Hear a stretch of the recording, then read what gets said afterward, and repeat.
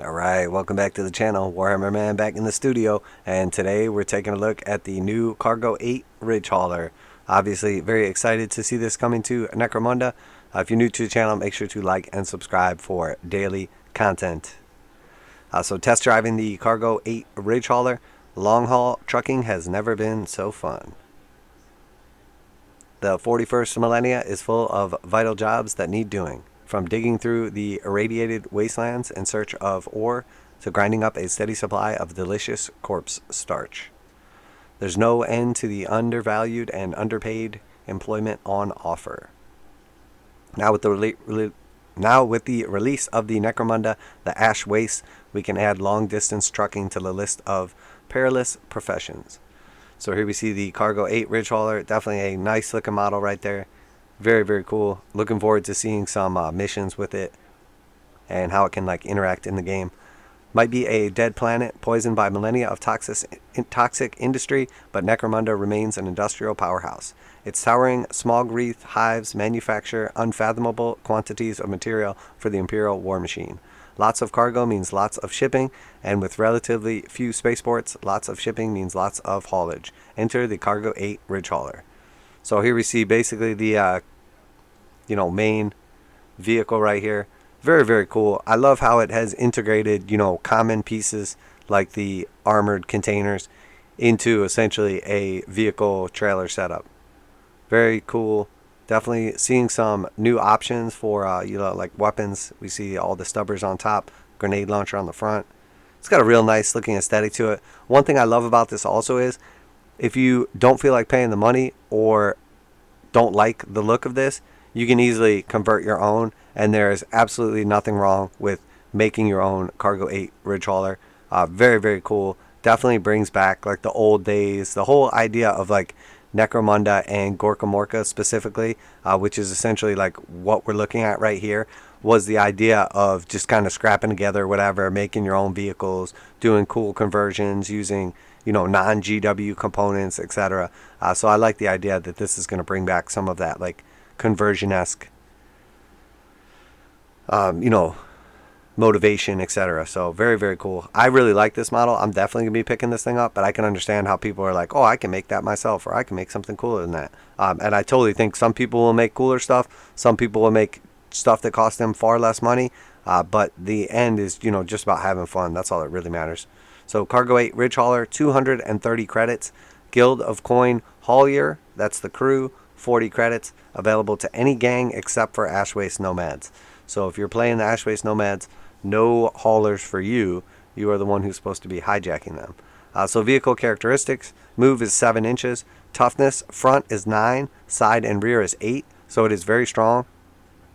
Hard points 6, handling 7 plus, save 3 plus, ballistic skill for the crew characteristics 4 plus, leadership 7 plus, CL 6 plus for the cool, willpower 6 plus, and INT 7 plus. So pretty good stats overall. I mean, this thing should be pretty darn durable. And then I'm not sure, I imagine each car is going to be the trailer cars will have their own stats maybe. I'm not sure. Necromunda is interwoven with trade routes plied by these great land trains. And though they're tremendously juicy targets for raiders, scavengers, and dune pirates, they're also tough nut to crack. Owned and operated by the Marketer Gelt, the Guild of Coin, the RidgeHauler train is usually protected by underhive gangs hired for the purpose. Any gang can purchase a Cargo-8 RidgeHauler and hitch it up with up to 4 trailers. Pick some cargo, hire a crew from the Guild of Coin, and you're good to go. You can use more than ride-along dune buggies to defend your train. The RidgeHauler is endlessly customizable with a daunting array of weapons and war gear in the upcoming book of the Outlands. So the additional trailers, 0 to 4, you can purchase for 130 credits each. The cargo loads, you can have an armored container for 50. You can have a Promethean tank for 30. Vehicle upgrades and body upgrades, we have ablative armor, 15 credits. Crash cage, 15 credits. Escape hatches, 10 credits. Reinforced armor, 20.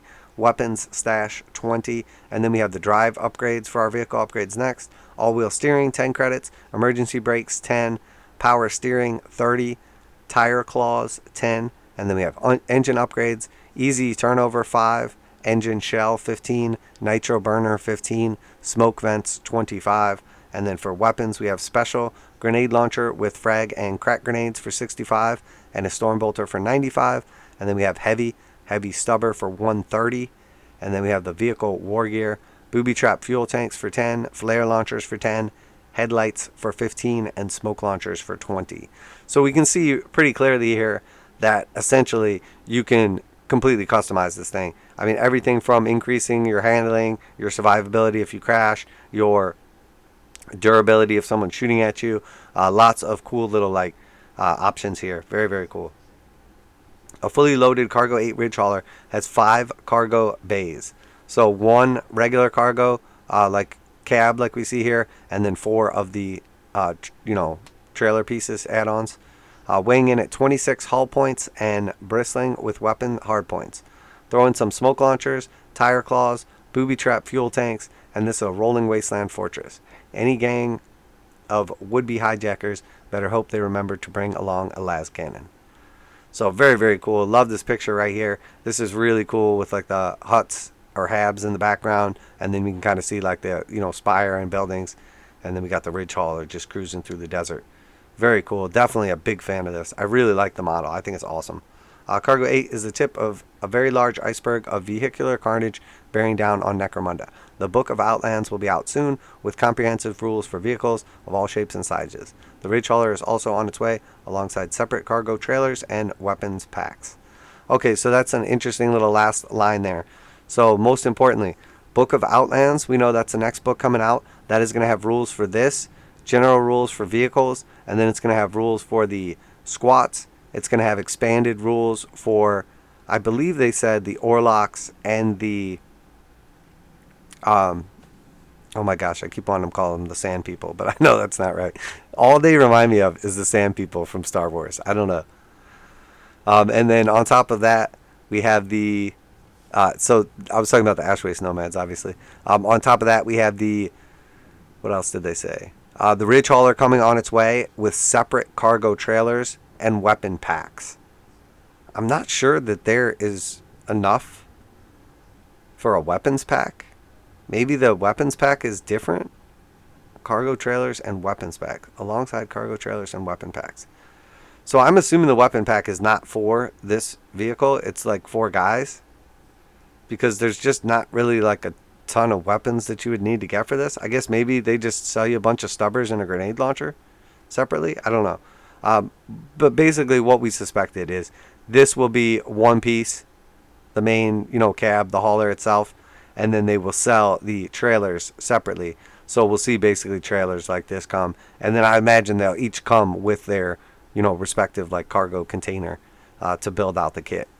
Very cool overall. I'm definitely a big fan. Hopefully it's priced right. I don't want it to be like so ridiculous that people don't buy it. I think this is like got to be at that perfect sweet spot where you're like, I really like this model, so I'm going to get it. Because if it's too expensive, I think people will just make their own. And even if it's not too expensive, just for cool factor, I think people will convert their own. But if it's priced right, I think this thing will sell really, really well. And I hope there are some awesome, basically like missions where you're essentially like trying to hijack this. It just reminds me of like an old Wild West kind of like train robbery scene. And that's kind of what I picture when I see this. So that is definitely what I kind of think. And hopefully there's some cool missions that go along with that. Really looking forward to how Ashwaste kind of develops. And hopefully the community really gets on board. And we can see some of the awesome like conversions, games, scenarios, etc. really develop from this. Really hoping that this catches on and branches out Necromunda quite a bit. Because I think that's part of what's missing from Necromunda is all the cool vehicles and some of the extra missions and, the little larger like kind of scale to it. So hopefully this takes care of it and GW doesn't water down the content so much and overprice everything so much that it scares away any, new players or expansion of the game. So. But that's it for today's video. Hopefully you enjoyed it today. If you are into Warhammer 40,000, Necromunda, Kill Team, Age of Sigmar, warcry, obviously some Horus Heresy, anything from reactions, reviews, news like this video. We do also painting, modeling, conversion tutorials. Check out the playlist on the channel, and basically anything to do with, you know, Warhammer 40,000 Games Workshop type games, and Sigmar fantasy type games, even a little D&D in there as well.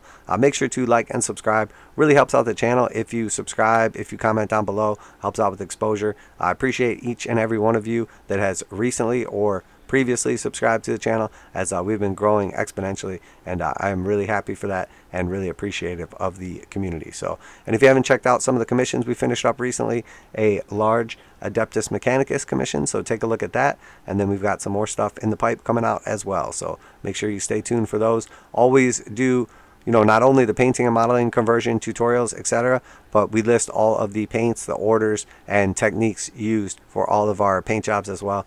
So if you ever want to replicate one and there's some information missing, or you know, whatnot, make sure to leave a comment and I'll be glad to fill in the blanks for you there.